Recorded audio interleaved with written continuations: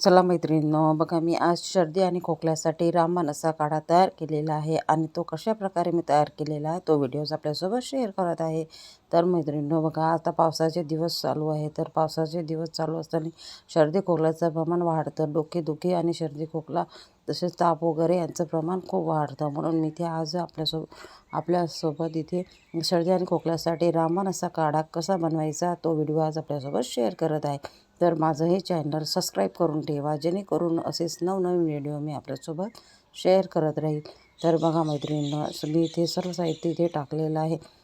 आणि इथे हा जो काढा आहे हा मी इथे 1 ग्लास पाणी घेतलेला आहे आणि ह्या 1 ग्लास पाण्यापासून मी इथे अर्धा ग्लास काढा तयार करून घेणार आहे.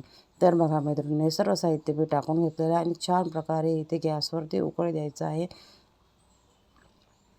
आणि ते पाणी अर्धा ग्लास करायचं आहे. आणि अशा प्रकारे आपला हा काढा तयार होणार आहे. तर बघा मैत्रिणींनो, सर्दी आणि खोकल्याचं प्रमाण हे पावसाळ्यात जास्त वाढतं.